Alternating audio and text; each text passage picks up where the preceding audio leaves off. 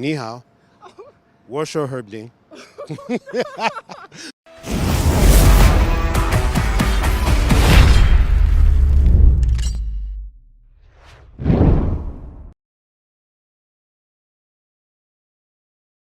Helen Yee here in Las Vegas. Always great to be joined by the one and only, the guy who popularized the people's elbow in the UFC and the retired superstar rapper. I'll tell you what kind of rapper I was.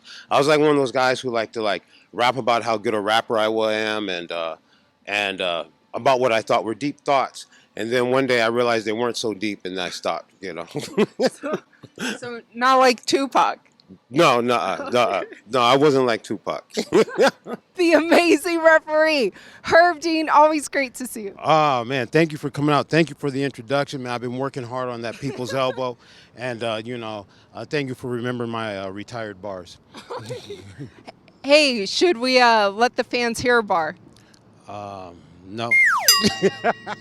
Maybe next time. Maybe. Okay, maybe next time, even though that's what he said last time. Someone told me you got some bars. Do you have a bar on the spot? No bar. Maybe next time. Maybe next time. I'll cut you some slack because I know you're about to go referee and Contender Series is tonight, so I know you're about to hit the road. But you and we just got back from Chicago, UFC 319. What was your experience like there? Oh man, the fight, that was a great card. The audience, man, those people were hyped for the fights, and the fighters gave it to them. It was a good card. Yeah, shout out to Chicago fans.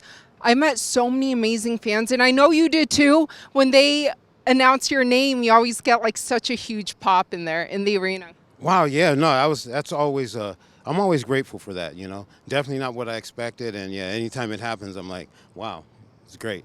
And before we get to talk more about the fights, obviously Chicago's not only known for good sports, but good food. Did you get a chance to try some Chicago food? Yeah, you know what? I had the first day I was there, I had some good Mexican food, and Chicago's famous for Mexican food.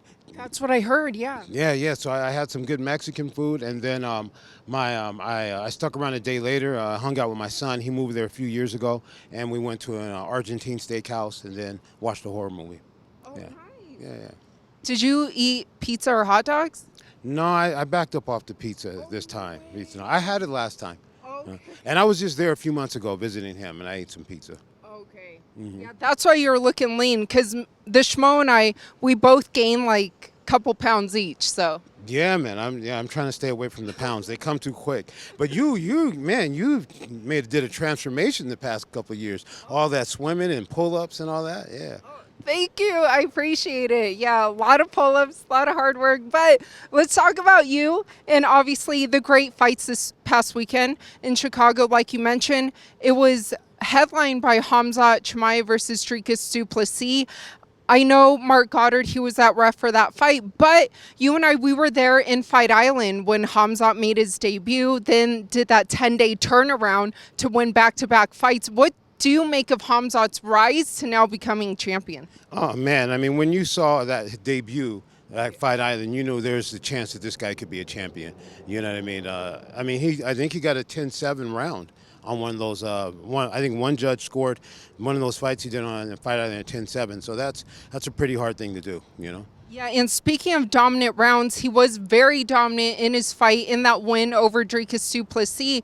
And a lot of fans are a bit confused on the official ruling of when you should stand the fighters up, because I know Mark Goddard stood them up a couple times. Would you have done the same thing in the fight?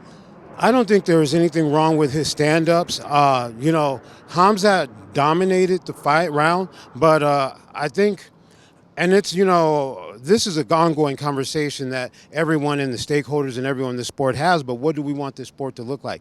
Do we want people to achieve a dominant position, which, if you're not using it to beat your opponent, could almost be looked at as a hiding place, as a place to burn time? And I'm never going to accuse Khamzat of hiding, because, I mean, the man's a savage. But if you get a position, like we can break that one down, the crucifix, chest to chest position, not a lot of height. Very difficult to get a place where you can punch your opponent. Sometimes he's able to get elbows. And what, you want to reward people. We can talk about 10-8s and that at the same time. You want to reward someone with a 10-8 for trying to finish their opponent, for taking a risk. It takes a risk to make some space, to posture where you're going to be able to maybe finish the fight. And I think that's what we want our sport to look like. And so I'm okay. I'm okay with those stand-ups that Mark Goddard did. And last time you and I spoke, it was almost a year ago, last September, in the fifth round, when you had called for Marab to work multiple times. From your vantage point, what makes you, determine when to call for more action or when to ask a fighter to work more? Yeah. Well, no, I think so. I've seen on social media people have spoken about me calling the fighters to act more for action, more action, and that's what I've always done. I can tell you about, I can tell you what I tell the fighters during the rules briefing. I tell them, anytime I'm going to interfere, any intervention, I'm going to talk to you first, like if I'm going to stand up, and what I'm going to say first, I'm going to say, let's work. I usually clap. That means, and what I'm expecting from him is not busy work. I would specify.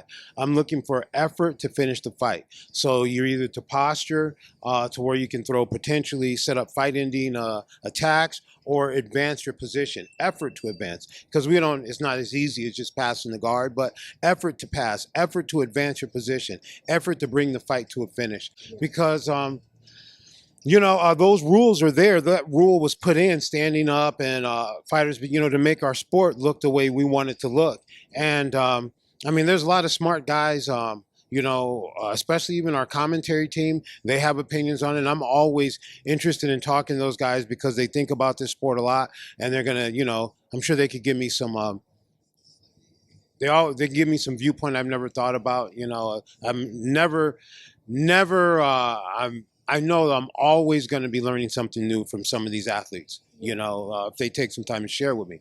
But it's what we want our sport to look like. And I think I'm going to do the Contender Series tonight. I think we want the fights to look like the guys that get signed on the Contender Series.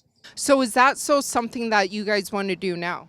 I think so. Well, that's I can only speak for myself mostly as far as when I'm going to stand someone up.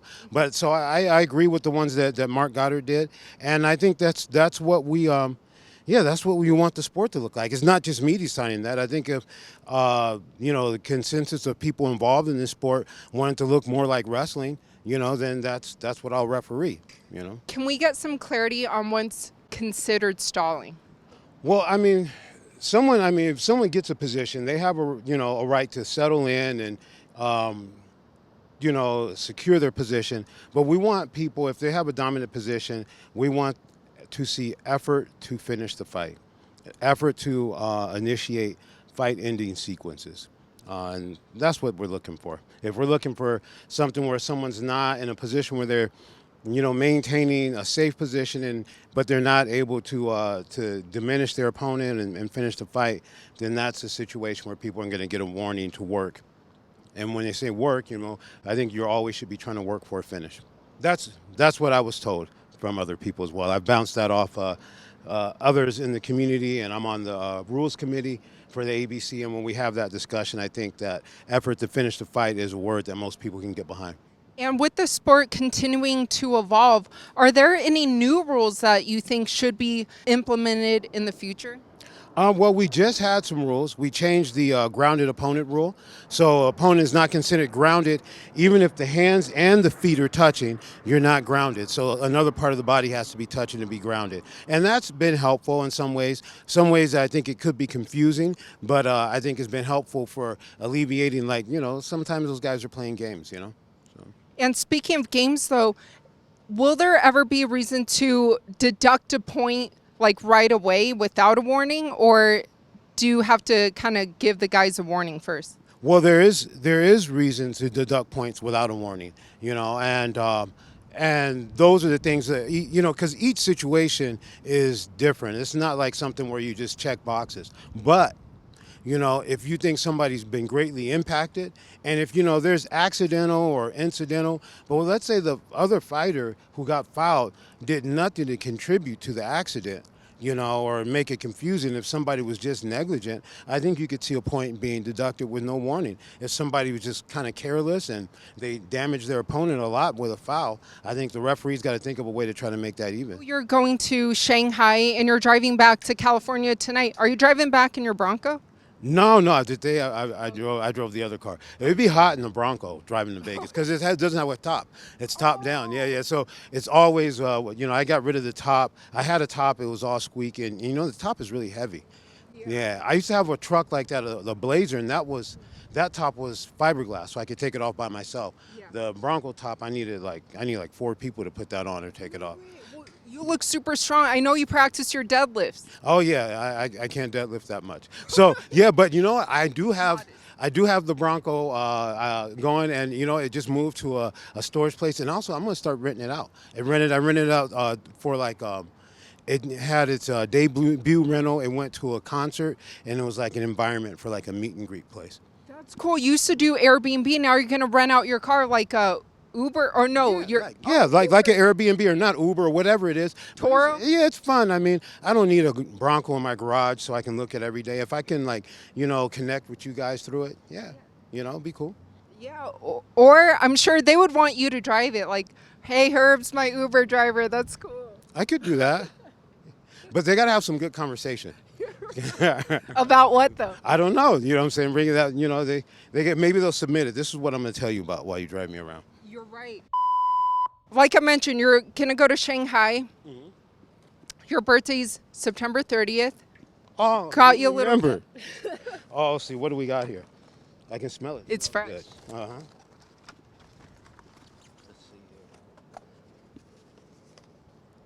Oh, what's this?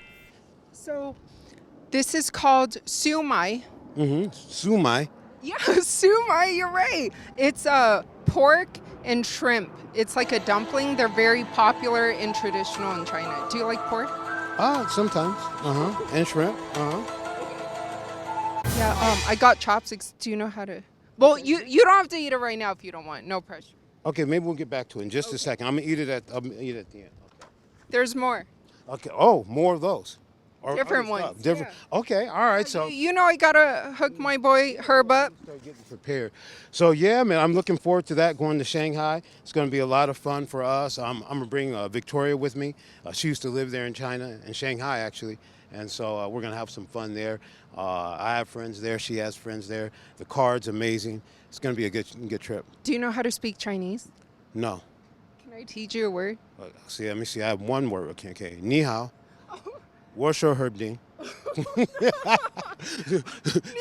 somebody had me do a commercial once. Dude, that was better than John Cena. No disrespect to John, but that's awesome. 你是 Herb Dean. 大家好，他是 Herb Dean. 我们爱你. Okay, you've taken me all. That's as far in the water as I go. I'm impressed. That was awesome. Oh, okay. See, Herb, I'm very proud of you. High five. That was awesome. Yeah, there's more. Okay, let me see what else. Shrimp dumplings. Shrimp dumplings? All right, let's see what's going on here.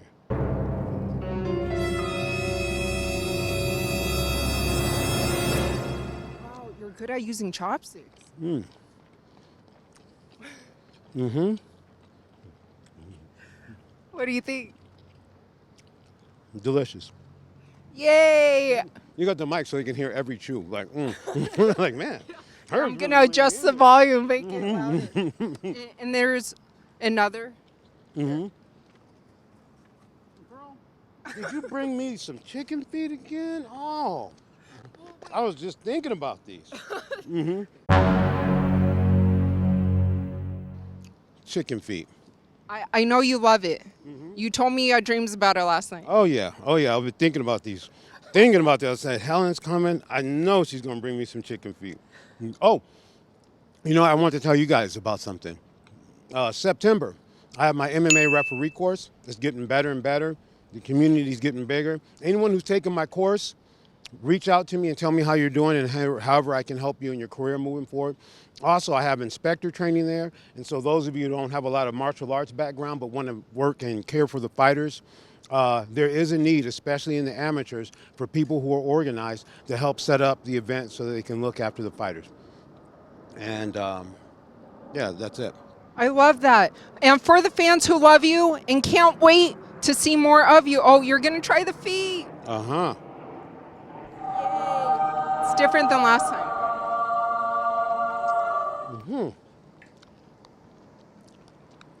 Oh, it's kind of messy. I don't know if I can trust myself to, in my work outfit. Oh, you're right. No pressure. Wow, Herb, your chopstick skills are impressive. You're more Asian than me. And for the fans who love you and can't wait to see more of you, what would you like to let them know? I want to let them know that I'm here and I'm happy to continue refereeing fights. I'm really excited about going right now to go do the Contender Series.